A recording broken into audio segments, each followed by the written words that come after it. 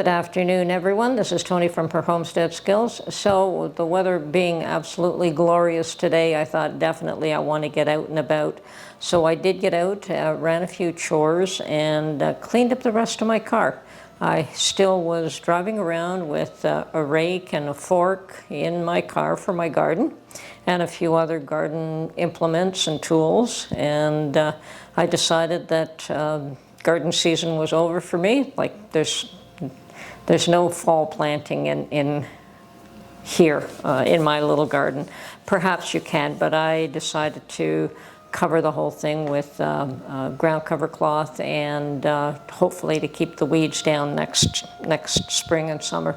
And I have not made the holes in the ground cover cloth at this point, so that'll be for the spring. I'll have to decide where I want to plant what, and hopefully it should be much easier to care for. Now, I didn't cover the whole garden. I did leave probably a third of it not covered, so that I could plant some things that I wanted to sow directly in the ground. And you know, you do need some soil freed up for those sort of things.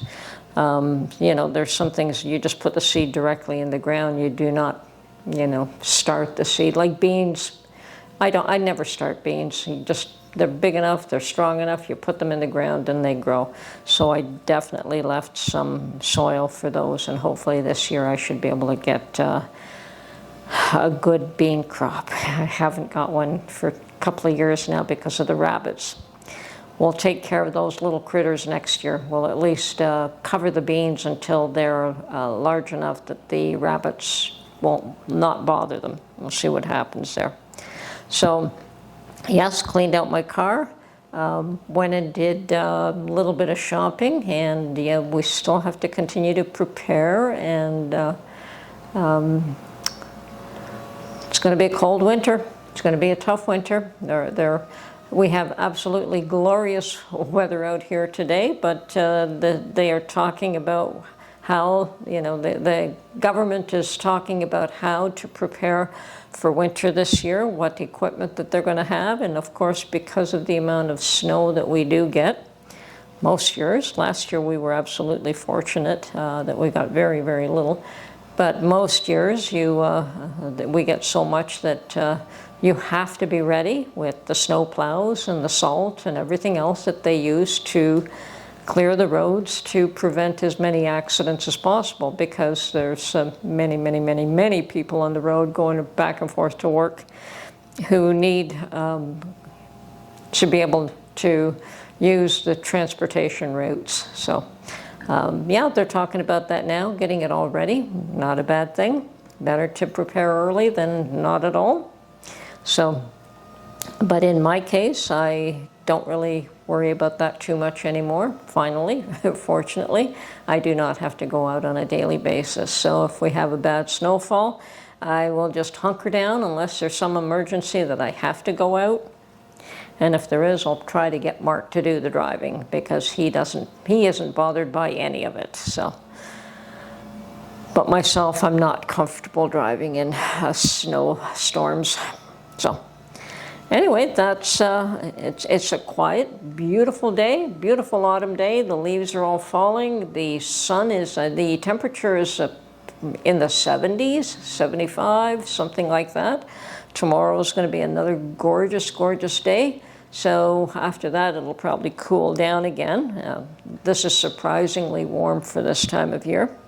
Unfortunately, tomorrow it will rain. You know, so the little ones going out trick-or-treating will get perhaps rained on during the time that they're out and about. I suspect the little tiny ones parents will get them out early and get them home early. That's the hope anyway. And in this day and age, you do have to be very cautious of, make sure you go through all the treats before you allow the kids to eat anything. Always be careful. Better safe than sorry. So I always did that.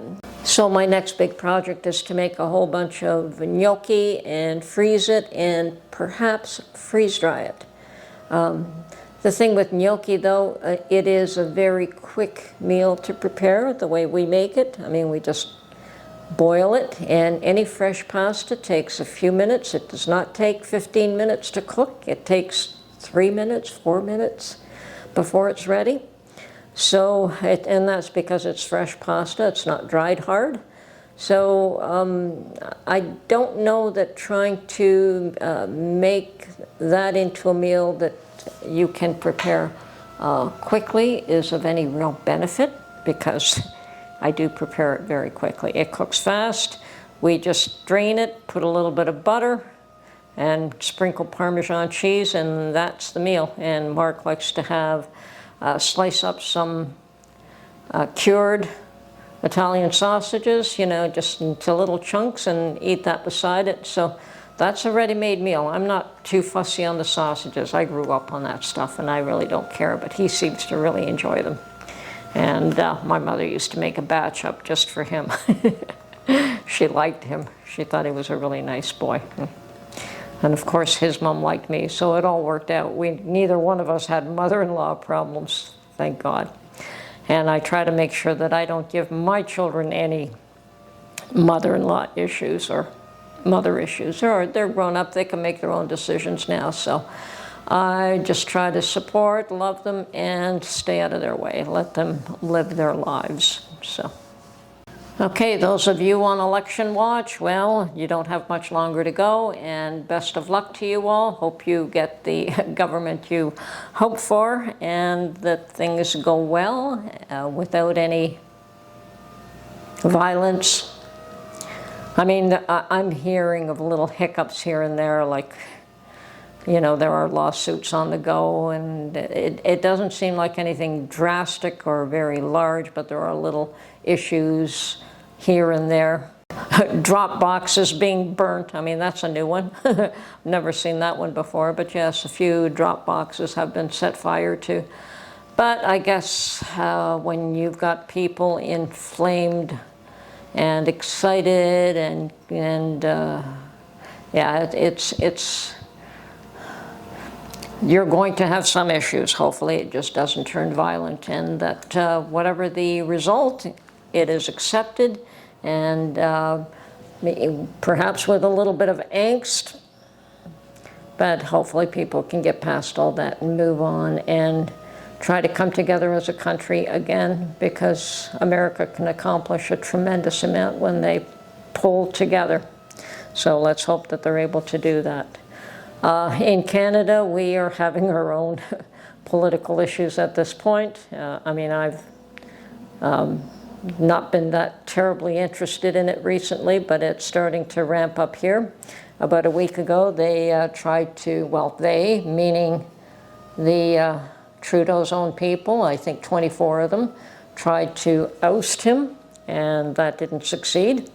And he said that he would stay there until the next election, and you know, he would stay as their leader, and he's not stepping down.